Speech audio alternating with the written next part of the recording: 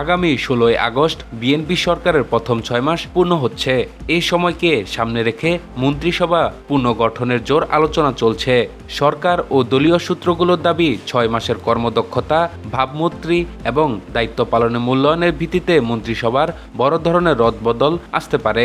এতে কয়েকজন মন্ত্রী ও প্রতিমন্ত্রী বাদ পড়ার পাশাপাশি নতুন মুখ যুক্ত হওয়ার সম্ভাবনাও রয়েছে। প্রধানমন্ত্রীর কার্যালয় সংশ্লিষ্ট সূত্র জানিয়েছে, গত 6 মাসে মন্ত্রীদের কার্যক্রম নিয়ে সরকারের ভেতর ও বাইরে পর্যালোচনা চলছে। বিভিন্ন মন্ত্রণালয়ের কাজের গতি, প্রশাসনিক দক্ষতা, জনসম্পৃক্ততা এবং সরকারের ভাবমূর্তি রক্ষায় ভূমিকা মূল্যায়ন করা হচ্ছে। যেসব মন্ত্রী অপ্রয়োজনীয় বিতর্কে জড়িয়েছেন বা প্রত্যাশিত কর্মদক্ষতা দেখাতে পারেননি, তাদের বিষয়ে বিশেষভাবে আলোচনা হচ্ছে বলে জানা গেছে। সূত্রগুলো বলছে, বর্তমানে 24 মন্ত্রী ও 24 প্রতিমন্ত্রীর কর্মদক্ষতার মূল্যায়ন চলছে। সেই মূল্যায়নের ফলাফলের উপর ভিত্তি করেই মন্ত্রিসভায় পরিবর্তন আনা হতে পারে। একই সঙ্গে গুরুত্বপূর্ণ কয়েকটি মন্ত্রণালয়ের দায়িত্ব পুনর্বণ্টন এবং প্রয়োজনে মন্ত্রিসভার আকারও বাড়ানো হতে পারে।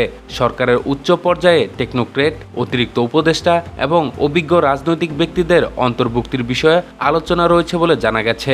পাশাপাশি দলের ত্যাগী ও পরিচ্ছন্ন ভাবমূর্তি নেতাদের পাশাপাশি তরুণ সংসদ সদস্যদেরও দায়িত্ব দেওয়ার বিষয়টি বিবেচনা চলছে।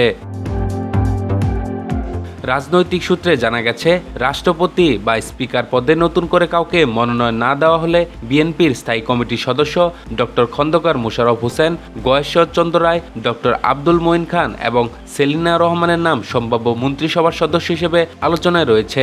এছাড়া মন্ত্রিসভার নতুন মুখ হিসেবে বিএনপির মিডিয়া সেলের আহ্বায়ক অধ্যাপক ডক্টর মওদুদ হোসেন আলমগীর পাবেল, প্রধানমন্ত্রীর উপদেষ্টা ও বিএনপির সিনিয়র যুগ্ম মহাসচিব রুহুল কবির রিজভী, চেয়ারম্যানের উপদেষ্টা সৈয়দ মোয়াজ্জেম হোসেন আলাল, জাতীয় সংসদের হুইপ এবিএম আশরাফ উদ্দিন নিজান এবং রকিবুল ইসলাম বকুলের নামও বিভিন্ন মহলে আলোচিত হচ্ছে।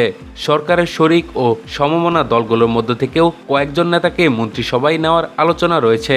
এ তালিকায় নাগরিক ঐক্যর সভাপতি মাহমুদুর রহমান মান্না, সংসদ সদস্য ব্যারিস্টার আন্দালিব রহমান পার্থ, শাহাদাত হোসেন সেলিম এবং বিপ্লবী ওয়ার্কার্স পার্টির সাধারণ সম্পাদক সাইফুল হকের নামও বিভিন্ন সূত্রে উঠে এসেছে।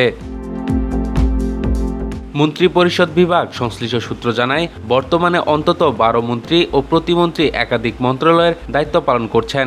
অতিরিক্ত দায়িত্বের কারণে কিছু মন্ত্রণালয়ের স্বাভাবিক কার্যক্রম ব্যাহত হচ্ছে বলে মনে করছে সরকার। এজন্য দায়িত্ব পুনর্বণ্টনের বিষয়টিও গুরুত্ব পাচ্ছে। সরকারি সূত্রগুলোর দাবি, মন্ত্রীদের মূল্যায়নে, নির্বাচনী ইশতেহার বাস্তবায়নের অগ্রগতি, প্রশাসনিক জটিলতা নিরসন, সাধারণ মানুষের দুর্ভোগ কমাতে নেওয়া উদ্যোগ, মাঠ প্রশাসনের উপর নিয়ন্ত্রণ, দ্রুত সিদ্ধান্ত গ্রহণের সক্ষমতা এবং জাতীয় সংসদের সক্রিয় অংশগ্রহণের মতো বিষয়গুলো বিবেচনায় নেওয়া হচ্ছে।